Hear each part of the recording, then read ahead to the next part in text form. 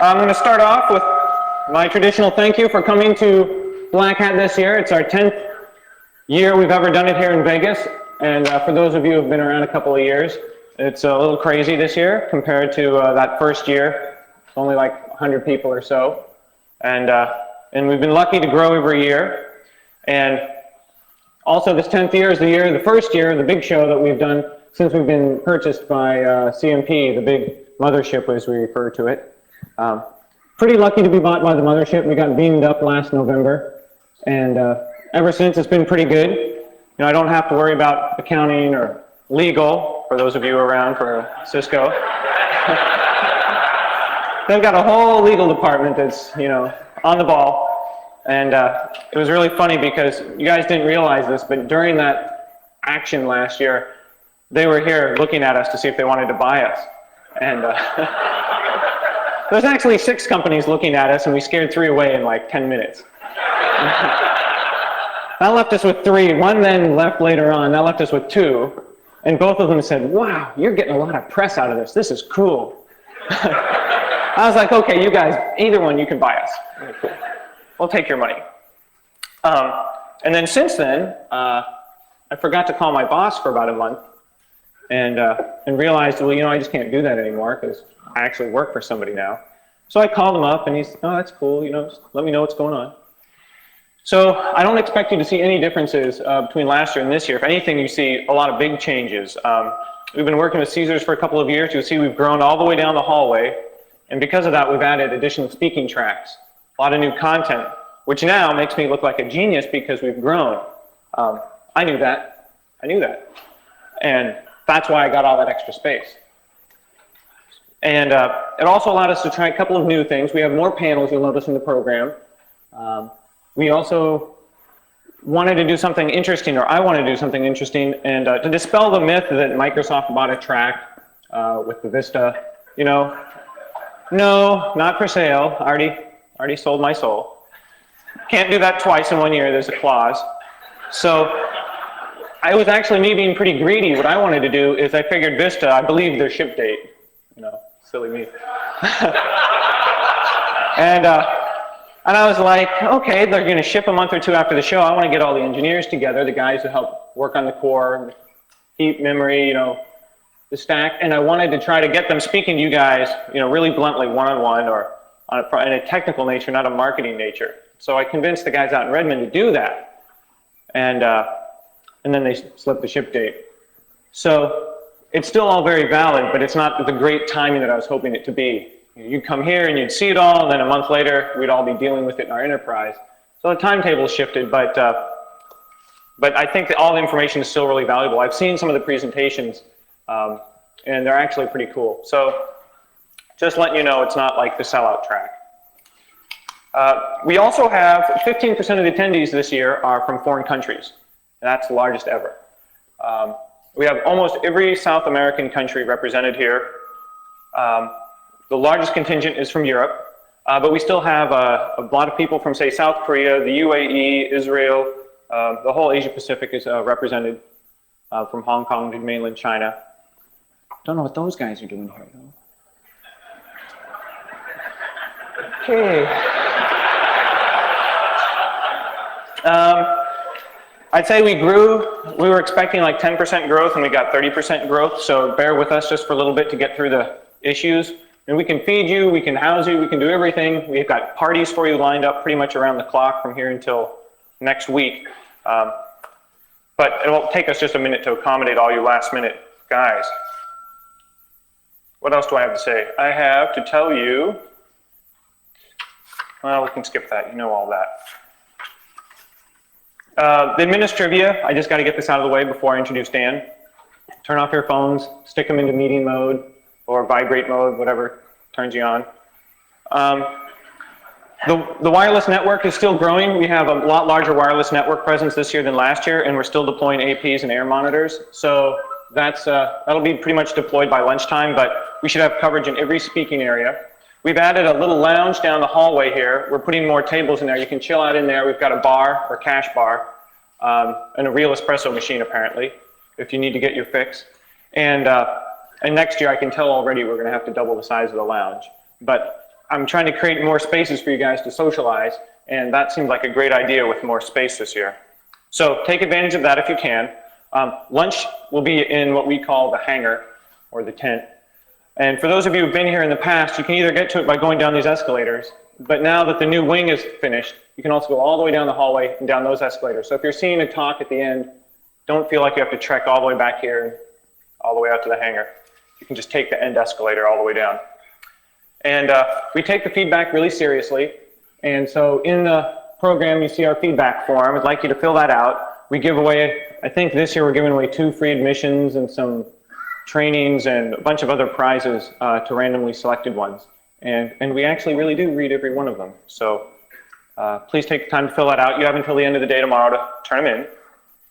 Tonight, we have our big reception. That's the big food and drink-a-thon from 6 to 8 p.m. tonight. And for those of you who didn't realize it, Caesar's Palace is coming up on their 40th year anniversary. So tonight they decided, wouldn't it be cool to try to break the world's record for the world's largest toga party? So that's tonight. Right at the end of our receptions from 8 to something, they're giving out togas and drinks and everything out in front. So don't be surprised if like all the bed sheets are stolen. Which is perfect because for DEF CON, we have 2 nights of the black and white ball this year, and everybody's like, what am I going to wear for white? You know, Packers always wear black, so it's going to be like the toga ball. So that's cool. So I'm really proud to launch this year's show. I want to thank the speakers for creating all the content. We have the most number of speakers ever. A lot of them put in a lot of effort to generate their material. So I want to thank them all if they're in the audience for doing this, making this all possible. I want to thank our sponsors for their support, helping us market this, helping us get the word out. And I also really want to thank you guys, because without your support, without you coming here and helping give us direction and focus, well, none of this would happen. And so really, we're just sort of responding to what you guys want to see, and I hope we've got it spot on this year. And finally, the staff, the guys in the football or American soccer jerseys, for making it all happen. We've got a lot of moving bits, and they're there to grease the skids, make it all possible. So if you see them running around looking all crazed, just politely step out of the way and let them go about their business. Also, feel free to ask them any questions. They're there to help you. So if you're confused, got a question, let them know.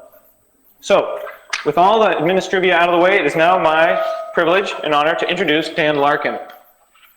Dan's the unit chief of the Internet Crime Complaint Center at the FBI. And before that, he operated in West Pennsylvania, or supervised the high-tech crime unit there. He's a self-described technophobe who has recently seen the light. He sort of realizes there is a lot to be gained between interactions between federal law enforcement and industry. And so when we selected him to keynote, I really wanted him to kind of help orient everybody here, give us a big picture view of what's going on in the world. You know, we spend so much time focused on our networks. That's pretty cool. Right on. So we spend a lot of time focused on our own networks that sometimes we forget that there's a bigger world out there, and that bigger world's not necessarily getting more hostile, but it's definitely getting more connected. And there are some bad actors out there. Dan gets to see all the bad actors. So I wanted him to sort of expose you to the bigger world and just kind of let you know the environment that we're playing in. So with that, it's my privilege to introduce Dan. I'm going to turn off my microphone so we...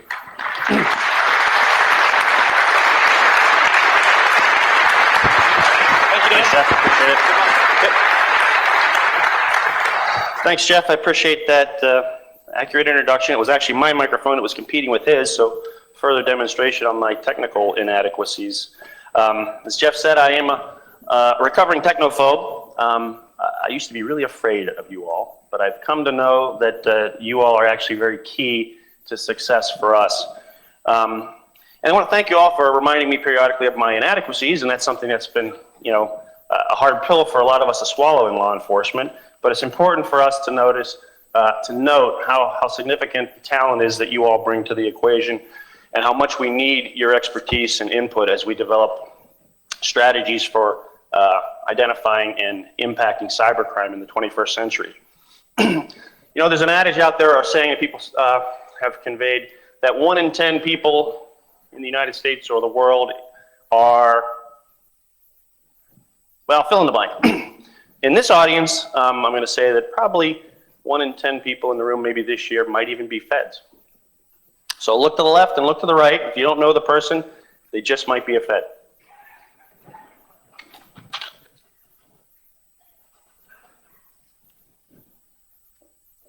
I don't need the mouse. There we go. It was working fine.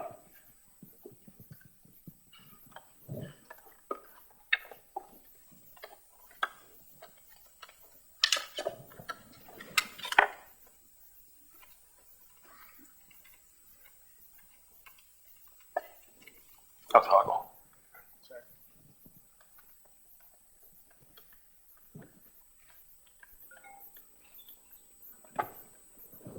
We're back.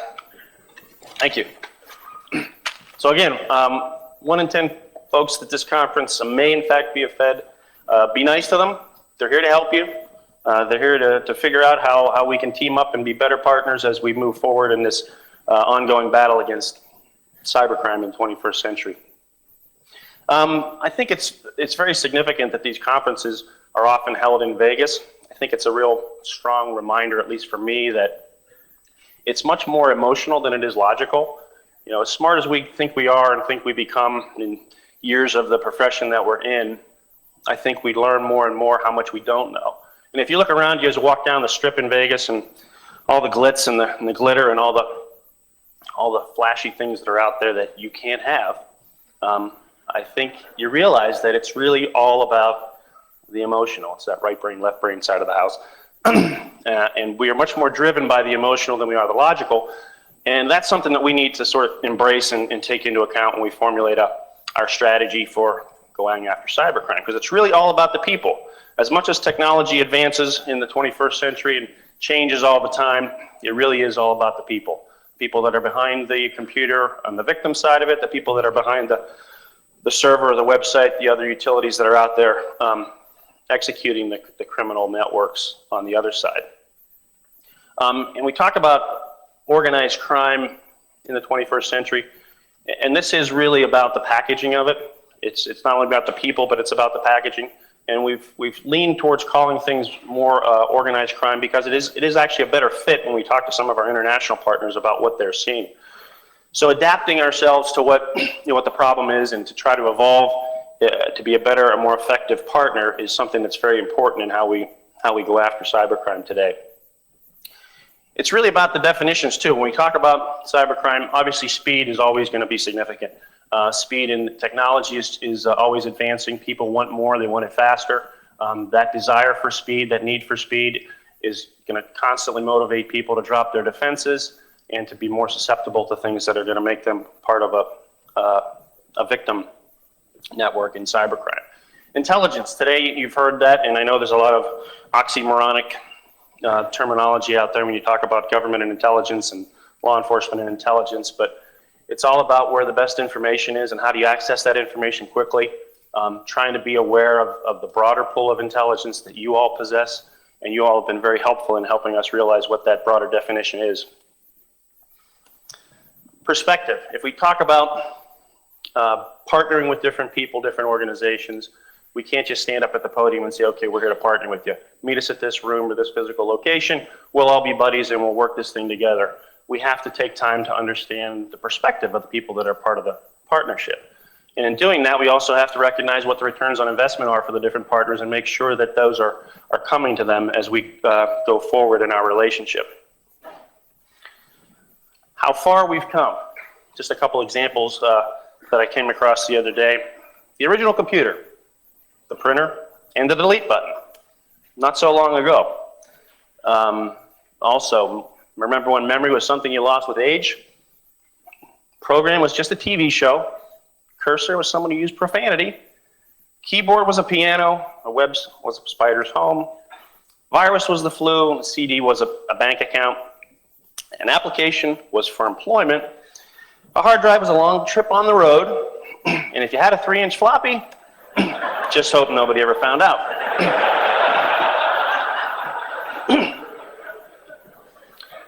So it really is about the people. And it's also about the packaging. Or in Vegas, maybe it's about the unpackaging.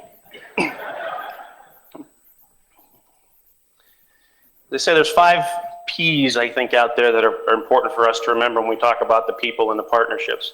And in our line of business, we've been using the adage, let's make it personal. Let's get to know the people that we want to be part of the partnerships, whether it's other law enforcement agencies, industry, academia, international partners, understand their perspective, be very sensitive to the pigeonholes. We in government like to put things in nice little neat stovepipes sometimes. So we have to be sensitive to doing that and not falling into the trap of doing that. And persevere. This is something that's changing all the time, so we need to recognize that we have to periodically reinvent ourselves. We have to reassess what's working and what's not, and we have to redefine our goals and objectives accordingly. As we make it personal, there are cultural barriers out there that we need to be aware of, both domestically and internationally. And as Jeff said, I actually am no longer the unit chief of the Internet Crime Complaint Center. We actually split that project in 2 about 9 months ago, which is a good thing. It shows that the government is evolving, and we're trying to do things more effectively and more streamlined. And I'll talk a little bit more about the piece that spun off of that I oversee now. But while I was the unit chief of that project, we are in West Virginia, and there's a lot of good reasons why we're in West Virginia. Actually, some very efficient reasons that we're there. And I became a resident of the state of West Virginia and got to know some of the more intricacies of the citizenry of that state. We have one of our biggest installations in West Virginia, our ident facility, our automated fingerprint processing group down there. We have almost 3,000 employees. We moved that group out there. We did a real rapid sort of hiring process, and you have to put that in context for the FBI rapid hiring. But we did go through a lot of backgrounds very quickly. We tried to screen out people that really weren't interested or really weren't part of the mix that we wanted. So we asked a few, kind of screening questions of the applicants early on. This is one of the questions that we asked. We said, do you favor the overthrow of the U.S. government by force, subversion, or violence? We figured just see where they're coming from, see if it's a fit with us. A number of people said, you know what, this has got to be multiple choice, and they circled violence. So we said, maybe this is not a good fit. You kind of have to go through some of that Jeff Foxworthy analogy of things. It's kind of what you said versus what they heard. When the person says, my wife said to me, these shoes make me look fat. And you say, well, it's not so much the shoes. Bad answer. So again, these are a couple of moments in court that we actually pulled from some of our investigative files, some actual government folks or attorneys talking to their witnesses in court. And this is a murder investigation. An autopsy was being done. Do you recall the time that you begin to examine the body? The autopsy began around 8:30. Now, Mr. Bennigan was dead at the time? No, he was sitting on the table wondering why I was doing an autopsy. Now, persistence is key here. Now, doctor, before you performed the autopsy, did you check for a pulse? No. Check for blood pressure? No. Check breathing? No. So then it is possible the patient was actually still alive when you began the autopsy? No. Well, how can you be so sure, doctor? Because his brain was sitting on my desk in a jar. But could the patient have still been alive nonetheless? Yes, it is possible he could be alive and practicing law somewhere.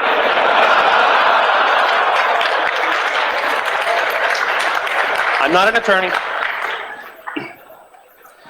So again, it's intelligence is the key. Where do we find it? How do we leverage it?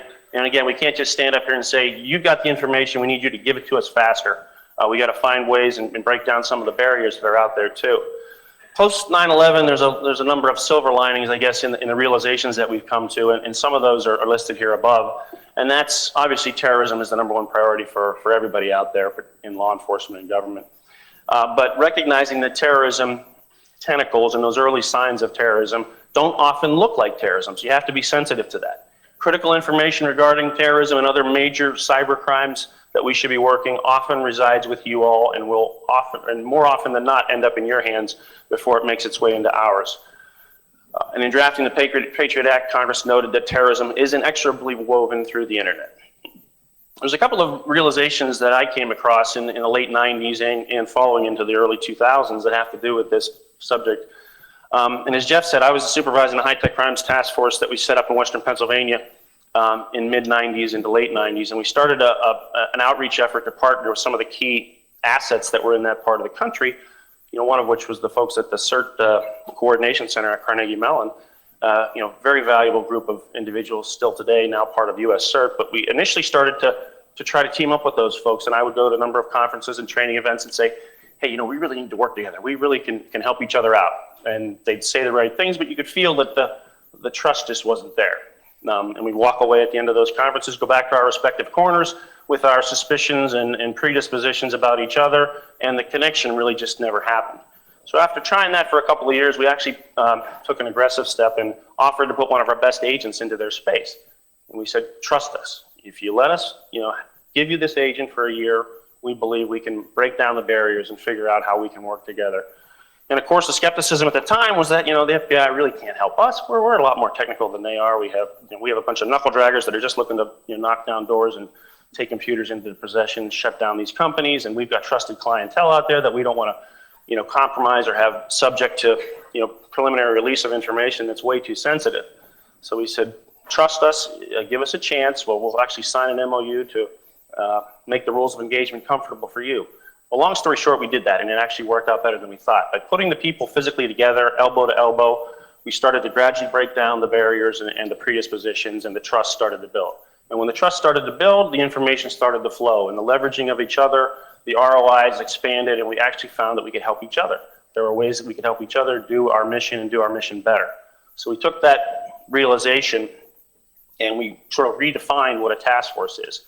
And we decided that we had to put together public-private alliances. And we went out to the regional community at the time, which involved about 2,000 high-tech companies, and we asked them what they want, what they would need, to be part of this, to actually show up and not just endorse this conceptually, but actually own it and be part of this physical presence. And we took all that information and we formulated something that I'll describe a little bit later, but it essentially is a public-private alliance effort. It's a redefinition of a task force where we put key players together in the same space, and if we can't put you physically together in that space, we'll figure out a way to connect you in through a secure listserv or other means to make you part of that team. And that's actually evolved very significantly over the last 5 years, probably more over the last 4 years, and over the 3 years that I supervised the Internet Crime Complaint Center, that project actually came under that group, but now has spun off to a separate unit that I oversee now. That realization that public-private alliances are key and significant, and then we have to redefine the floor plan for how we come together, became part of the FBI's reorganization several years ago. And one of the things that we incorporated into that was defining the threat using industry's perspective.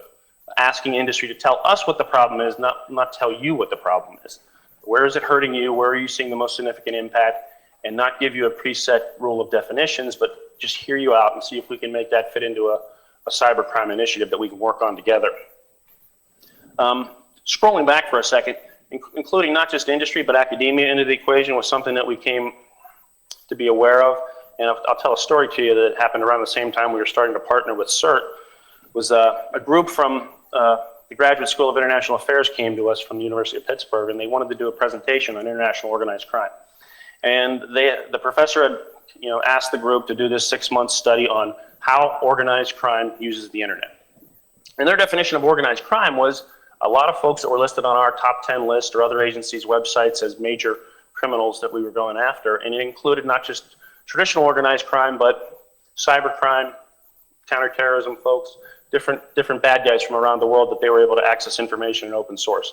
They did a study, as I said, for about 6 months, and they put together this phenomenal analytical project that they presented to us. And we brought all the respective supervisors in from organized crime and terrorism to kind of hear what they had to say and see if they had any validity to it.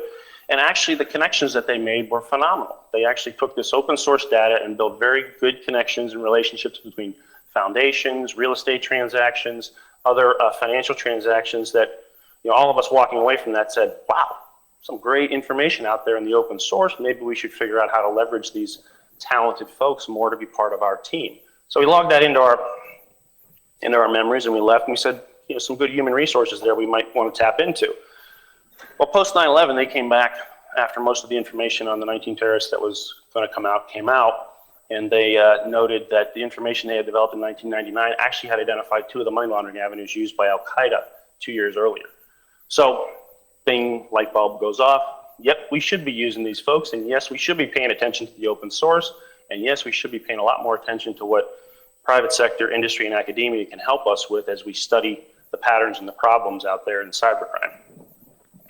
Another thing that happened that also made the light bulb go off, again, we, like a lot of offices, in the Pittsburgh area, we had a plane that went down, so we were fired up as anyone else to try to figure out what we could do to help. So we got the email and internet accounts of the 19 terrorists and reviewed them and did what we could to find information that was forensically valuable. Didn't find a whole lot, but in working with our talented folks at CERT, we actually identified a virus that was embedded in the email account of one of the 19 terrorists. And it was so far down in the binary code that we wouldn't have normally seen it in our initial forensic review, but it was because of the talented folks we were working with over there that helped us find the remnants of this virus and reconstruct it to show that this terrorist got this virus like most people. He was in someone else's email account or Outlook address book, and it was emailed to him. So we were able to reconstruct that virus and where it came from to develop some very valuable information relative to terrorism that we otherwise wouldn't have seen. So just a couple of examples that say, hey, you know what? We need to really go after these partnerships more aggressively. They're very valuable to us in everything that we do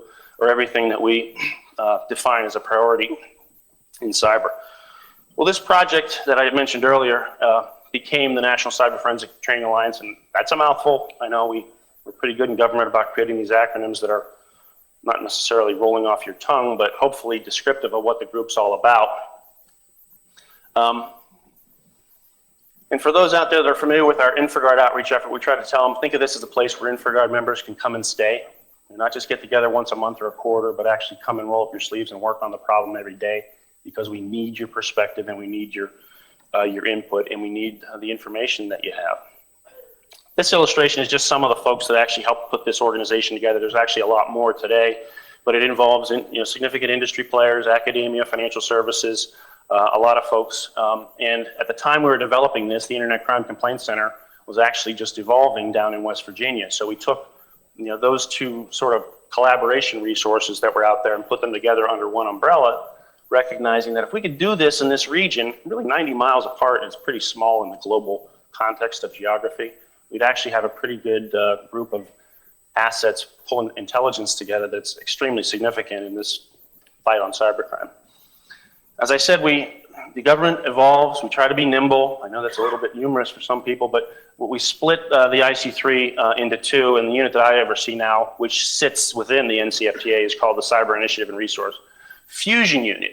A lot of words again, but it is actually very descriptive in that we are trying to develop targeted initiatives on cybercrime that are a manageable bite of the apple, so to speak, but we are pulling together those resources in one place to the extent we can to fuse that talent and develop a better exponential approach and ROIs hopefully for everyone involved. So it's neutral space. We figure we got to have neutral space. We in the government tend to want to, well, not necessarily want to, but have to classify things prematurely. When we put you in government space, everything becomes classified at a certain level, and the tendency is that it gets even higher classified as you continue in that space. What we recognize in putting these partnerships together is it's your information, you bring it voluntarily, it's your information. And we want to hold off over classifying that information, which tends to stifle the flow and the networking and the partnerships as long as we can. And make it a two-way exchange. We recognize criticism that's out there that, hey, one-way street. You ask for it, we give it to you, and never hear back from you. We realize that we need to the extent possible, give back information, and this environment allows us to do that much more effectively than we could in the past. We also know that we need to leverage your analytical capability and your intelligence strengths, and we want you to leverage us. To the extent law enforcement is part of your solution, and we hope it is, we want you to be able to tap into us to find out how does this case get worked, how does it get referred to the international community if that's where it goes, how do we bring other stakeholders into the mix to help advance this, and how do we collectively go after this proactively? Because cybercrime moves so fast, we realize we have to be out of the box very quickly. We have to develop aggressive techniques to identify, shut down, maybe make some undercover transactions, buys to follow the money or create a money trail. How do we do that, and how do we team up and use each other's resources to make that happen? This is sort of a simplified process flow of the input versus the output, but obviously it's key industry subject matter experts, of which you are, many of them, law enforcement, academia, and our outputs are, obviously we want to develop targeted investigations. We want to achieve impact. We'll talk a little bit more about what impact is. Lessons learned. You know, this is one of these things you have to, as I said, keep reinventing yourself, figure out what's working, what's not, and let's try to repeat the good and stop doing those things that are unproductive. But in cyber, it's not just arresting the bad guys and shutting down their networks, but it's a constant education process as well. You know, the consumers out there who are the major part of the victims, the small to medium to large companies whose resources are being used to carry out or expand these crimes, are very significant for us to help and for us to team up on alerting individuals to the new and evolving schemes and put together some, you know, proactive options and joint training if we can. This slide, a little bit busy, but essentially it's just meant to show that we've got a lot of different resources that plug into this project. We have physical people located here, but we have a lot more information that comes in through the collaborations we have on different initiatives that are set up. And we do have the ability to tap into secure law enforcement databases as needed, but as you can see, that piece of it is really a relatively small piece of the space and not meant to, and purposely so that it doesn't inhibit the flow of information and the collaboration that we can achieve. As I said earlier, we have to be sensitive to the definitions. We have to be sensitive to being drawn into those stovepipes that are so comfortable sometimes for us in government, and recognize what are the overlaps. How do the bad guys describe themselves? You know, what are the fundamental, you know, objectives and definitions of the problem? This is another illustration to show you how we've sort of evolved our approach, recognizing that at IC3, we get about 22,000 complaints in a month from consumers. Some of those are, and a lot of those are overlapping, you know, the same scam being spammed out to, you know, 10,000 people. We may get, you know, 500 of those that report that same scheme, so that's not necessarily indicative of 22,000 new crimes. But the consumers, and we found this, the frustration was that, you know, we get a $200 complaint from a consumer, they want something done, as I would too.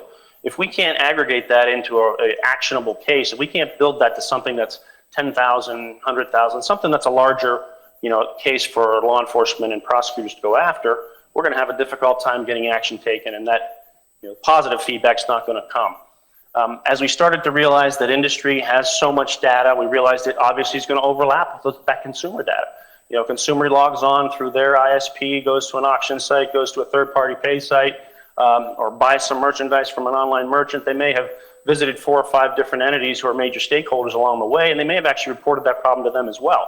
So we found in talking to our key partners in industry that was happening in a lot of cases. So we can take a lot more information from industry, we can use that to build an investigation a lot quicker, and we can also make sure that you're being aware that, you know, something that looks like spam or a spoof website may involve, you know, an intrusion on the front end. It may end up being identity theft on the back end. It may involve international reshipping and money laundering as we follow the case forward, but it's important for us to realize the total picture of what that investigation is, as opposed to getting stuck with within the separate pipes. This illustration is meant to show industry the benefits of these collaborative projects that we put together. Both IC3 and the NCFTA are public-private alliances where we purposely define those partnerships as such so that we can bring industry and academia into the setting to work with us. And we work on different initiatives with different partners. We may be working on an identity theft initiative with the ISP community, a reshipping initiative with the merchant community, or some other initiative with some of the other major stakeholders. Information that comes into these projects actually now can be shared with the different members of those teams. So something that, you know, Citibank sees over here may not be apparent to eBay and PayPal on this end, or to Microsoft or AOL over here. By connecting to this partnership with us, they can get the benefit of that information and get the better picture of what the threat is, or what the misuse of their product or their brand is, and take appropriate action. So we try to set this up so that we can, you know, benefit those team members from being part of this collaboration. And obviously we get the benefit of that cross-connecting of data that enables us to build the cases faster and get a more effective referral out to law enforcement. As I said early on, we define a threat through industry to try to take a manageable bite of the apple. And the nature of the threat, as industry reports to us and our own information tells us, it's complex and getting more sophisticated all the time. It's increasingly international. Organized criminal groups have distinct roles, and we'll talk about that. Social engineering is a common theme, and that's probably not going to change. Operation Relief was one of the first joint initiatives we did with industry, and we've learned from each of these as we've gone forward. We went to a group of industry merchants, you know, actually prior to 2001, and then carried that relationship on. But we were at a conference much like this, but much smaller, and said, hey, we want to help. We want to be your buddy. We want to team up with you to go after cybercrime. And they said, we've heard that before. We're going to challenge you. We're getting killed in West Africa. You go to West Africa and figure out how to help us, and here's what we're being beat on. It's reshipping. And we said, okay, what's reshipping? He said, well, you know, the West Africans used to come in directly from West Africa, sign in and try to get us to ship our merchandise using a stolen, compromised credit card. We got wise to that, stopped accepting IP traffic from West Africa. They started to bounce their traffic from different open proxies and other resources to make it look like they're coming in from somewhere else. So we stopped shipping to West Africa. Then they realized that was our evolution, so they decided they needed to recruit people in the United States to be their domestic ship points. So we see that merchant is not coming from, or that customer is not coming from out of the country, or the shipment appears to be domestic. The merchants had dropped their guard a little bit, let that merchandise ship, only to find 2 days later that it in fact was a bogus payment instrument, and it was shipped internationally. Well, partnering with the industry and going to meet with them and talk to them and see the people that were working this on their behalf, I got to know that and got to see firsthand that they're real life people looking at their websites every day. They're looking at anomalies and seeing things that are unusual that we would never see.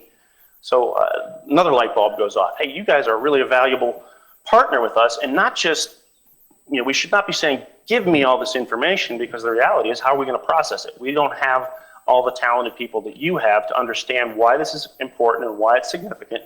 For instance, one of the analysts brought me over to the terminal and said, hey, look at this. This guy's committing a crime, and I know it's a crime. And I said, what is he doing? He said, we just bought 12 pairs of parachute pants, all the same size, and nobody shops like that. So, all right. So he looked further and found out that the email account was similar to one they had seen earlier, in which a bogus credit card was used. There was a naming configuration that was similar. And they drilled down further and found there were other commonalities in the transactions that helped them aggregate and build this case faster. So we said, wow, you guys are really good at this. Are you talking to these other companies? And we found out, yep, they were already talking. They already broken down the barriers and realized that they needed to network and work together to aggregate these cases or these incidents to a higher level. So really, we just said, hey, if you can give us this data and format it in a way that helps us digest it faster, that would be really great. So we built on that partnership. This slide is just an example of the number of reshippers that were identified in a very short period of time that we otherwise would not have seen. Now, each one of these people may not, or organizations or individuals are represented by the green dots, may not be criminally culpable. They may have been duped into the scheme, but it's an intelligence opportunity for us. It gives us a good scope of the problem that we didn't know about, so it helps us understand how important industry is to the mix. But it also lets us identify some of the early warning signs or early triggers that we can look at to better identify cybercrime quicker. Through these scenarios and talking to these people that were recruited, some of them were making a lot of money, some of them really were criminally culpable, and there were actually charges brought. But we found that they were recruited through ProFlowers and some of the other online flower and candy organizations. And they were being wooed for months by this person they thought was going to be their long lost love. So we found out, working with ProFlowers and some of those folks who were being scammed as well, that there were some early warning signs that we could see there. We also found that it was the resume sites that were being used. People thought they were signing up for a legitimate work-at-home scheme, and they were being duped. So working with Monster and Career Builders and others, we were able to identify additional early warning signs in these schemes that helped us get out of the box much more quickly on this crime problem.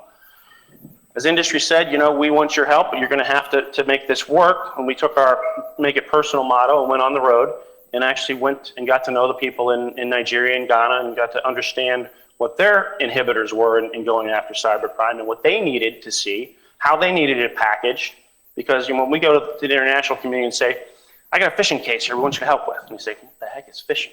It's not even a crime. We don't even know what it is, but it's not a crime in our country. Now, if you make it look like organized crime or money laundering or some of the other things that it actually could be, and in many cases is, you get their attention.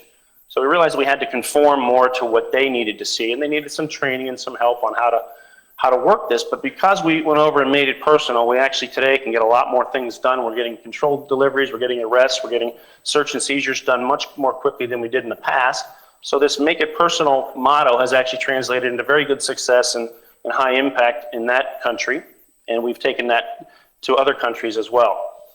Recognizing that if you have a new plan and a new initiative, you got to get people to take ownership in it. This is just to show you that there are specific people that we have assigned to build the relationships with the different stakeholders out there. So there is one or two people or a team of people that are are assigned to make sure that whatever we're doing with you today, it's better tomorrow. We find a way to make that information exchange and the mutual return on investments more productive for both. So again, being sensitive to the definitions. I like to tell people is beware the trees. Be careful of being sucked into the forest. And as Jeff said at the beginning, I'm really more the 30,000 foot person. I try to keep pushing people back out and say, wait a minute, you're saying it's this, but it might also be this and this. So let's continue to be sensitive to what the broader nature of the problem is so that we can define a better impact to that problem. In doing that, we look at these individuals. Who are these guys? Who are the people out there that are conducting the crimes that we're interested in going after? They're not just the script kiddies anymore, as you know. These are people that are making a lot of money now today. And there's no shortage of these humorous cartoons, but it's the carding forums that are out there that many of you are aware of or have been in or heard about. But the groups that interact in these forums, you know, they're highly organized in their networks. They consist of specialized cells for different functions. They utilize forums such as Carter Pro, ACA, Shadow Crew, and the others constantly, and they market for things bought or sold regularly. Now they conduct network intrusions on merchant processors. They use malware and viruses to help expand the scope of the scheme. Spam and phishing are a big part of it, and exploits that are distributed through those techniques include the major stakeholders and financial services. Targeting software piracy and pharmaceuticals are also on the rise out there. Auction and escrow fraud continue to be part of the priorities that we look at, as well as a number of other things that we'll touch on shortly. A realization for a number of us out there that spam and cybercrime is really all about the money came when we were studying the SoBig.F virus from 2003. You know, in a single day, this virus expanded extremely rapidly across the internet and compromised thousands or millions of hosts. And in looking at this exploit, as many of you know in the audience, this was designed to create more spam relays. It was to expand the scope and distribution of spam because spam makes money for the bad guys. So in recognizing that, again, we met with a group of industry who came to us and said, we're getting killed by spam. We need to go after spam criminally, and we want to work on this together with you. We put together an initiative with this group called the Slam Spam Initiative, which is actually still going on today. But we told industry, said, look, if this is important to you, you're going to need to have to show up. You're going to meet us in the middle and work this together. We'll create the environment to allow you to do that, and we'll support it from our end. But we need to team up on this and define the threat, define the scope of the problem, and how we're going to achieve impact collectively. So we did that. We set up 2 teams of analysts funded by industry and partly staffed by law enforcement to look at the crime problems, look at the things you were being invited to do in the spam, and how that translated into actionable criminal violations we could bring, whether it be mortgage fraud or pharmaceutical fraud or other, advanced fee schemes that are out there. We also had a technical team set up to look at how the bad guys are beating the filters, how their exploits are evolving, and how we could hopefully see them earlier on. And this initiative helped us understand that we can't just study the incoming traffic. We have to actually get online and do some undercover activity, make some buys, see where the money trail develops. And when we do that, it quickly evolves into something that in many ways looks like international organized crime. And this illustration was just meant to show by purchasing 4 different products or 5 different products how quickly it spans out across the globe. And it actually helps us tie this into other significant criminal activity that we can get law enforcement and prosecutors internationally to go after. The results of this initiative, and it's a little bit dated, but we tried to focus it on the most significant spammers out there. And again, it's still going on today. We had 50 plus significant investigations developed and pushed out to law enforcement in the first 9 months of this. 8 of the groups that we identified were tied to international organized criminal groups, and also tied to 30 ongoing investigations that we otherwise wouldn't have known were significant pieces of. We identified thousands of compromised, misconfigured resources being used for this, and I'm sorry to say, a number of these happen to be government and military sites that we're working aggressively to get rectified. So there's some really good things that we're developing out of these initiatives that help us better refine and define our approach collectively. 6 months after this project started, another industry group came to us and said, we got to go after phishing. Phishing is killing us, it's big.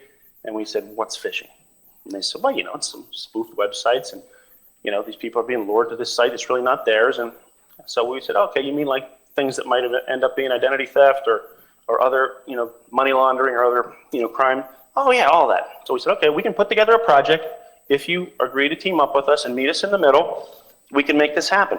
So we really used the same floor plan that we had set up on the previous project and recognized there was already a lot of overlap anyway. So some of the initiative-specific databases that we designed, some of the players that were already on board supporting our spam initiative actually overlapped very nicely with the phishing initiative, and we wanted to make sure that people realized it's the overlap we have to make sure we're sensitive to. So we did a similar floor plan and started to develop and refer out investigations and also proactively go after those investigations. Things that we're seeing out there today, no surprise, the vulnerabilities on different servers continues to be exploited and used. Government agencies continue to be targeted for phishing. FBI, FDIC recently, we're seeing SMS text messaging phishing in which significant exploits are being downloaded and the victims are then enlisted into a botnet. Popular websites are continue to be targeted, MySpace and others. With the popularity of things online or in the media, you can usually expect that that's going to be the target of a phishing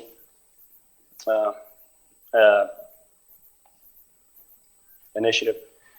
IP relay end-around continues to be used. This is the utility that was set up to aid the hearing impaired for telephone services, and a lot of the bad guys have realized that the merchants and some of the e-commerce companies have done a pretty good job of looking out for online orders and being aware of those. So they've adjusted and they've come in through the telemarketing side of the house. The phone services that companies enlist to take their telephone orders now are not actually employees of that company. They may be remotely located, outsourced somewhere, so they're not looking for the same watch and warning signs that they might if they were part of the company, and that continues to be something that's exploited.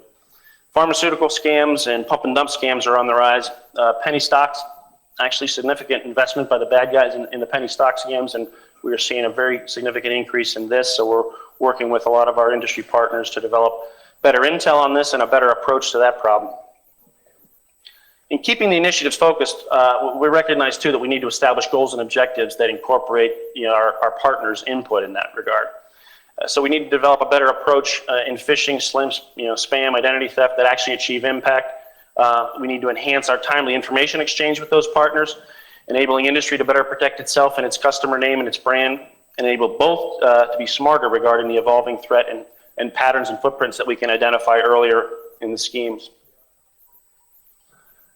And we also put together joint training over the last year and a half, and we found that just the makeup of putting industry and law enforcement together and making it more of a 50-50 mix has been a phenomenal start for these joint training efforts, and the output has been outstanding. And we try to reinvent ourselves as we go forward, focusing on what works, repeat what works. Is there a fast-track approach to these things that we can work with the Department of Justice to try to achieve with the international law enforcement community as well?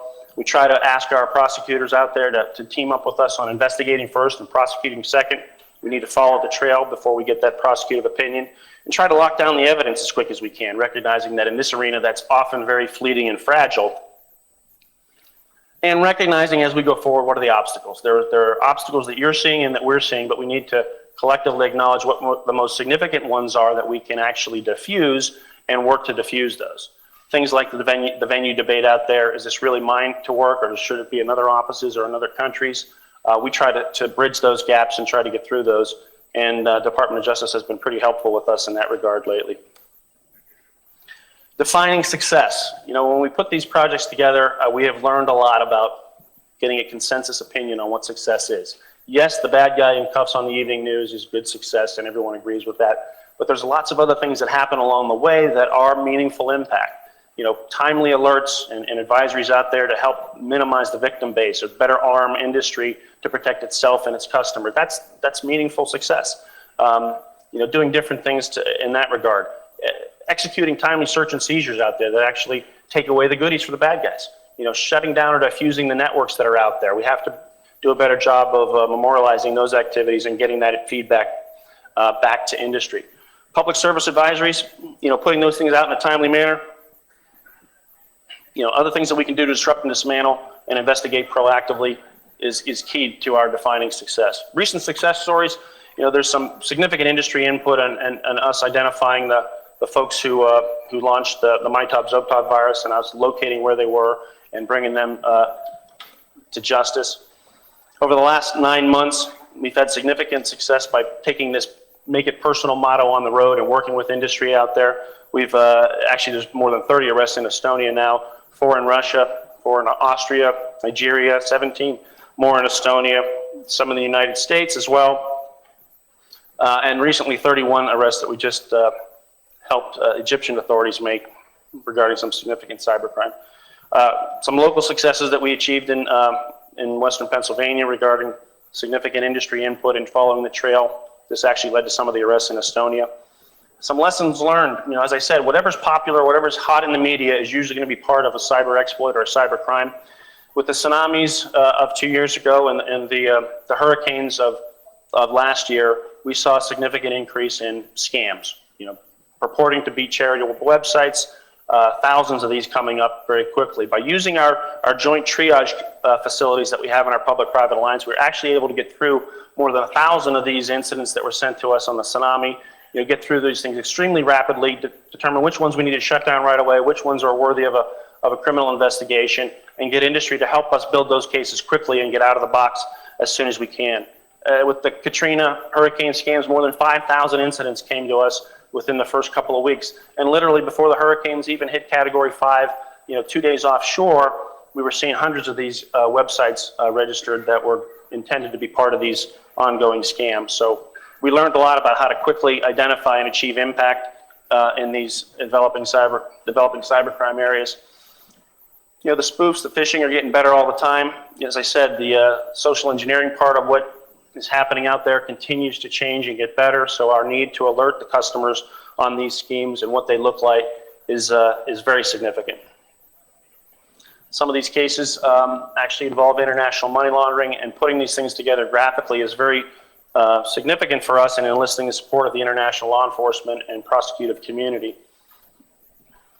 Additional initiatives that we have going on today, and we look to industry to help us define what other initiatives of meaningful impact there are out there.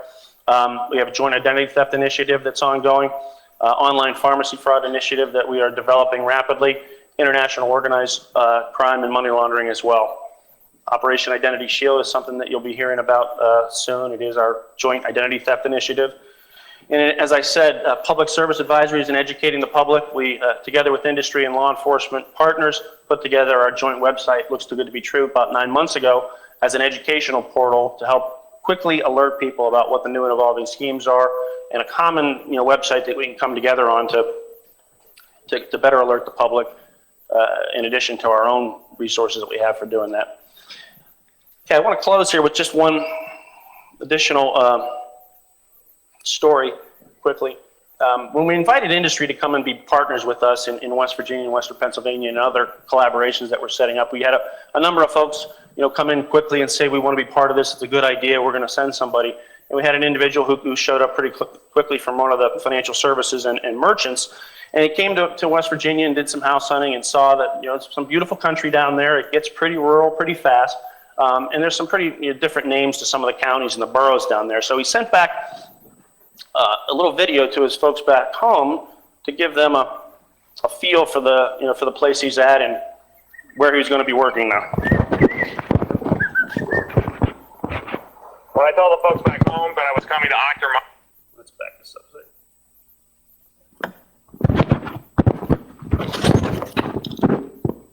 Microphone.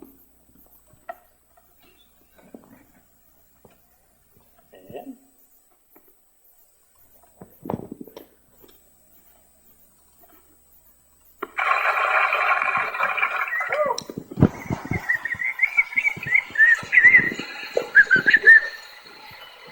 When I told the folks back home that I was coming to Octor Mokti, they said, "Where the fuck's hat?"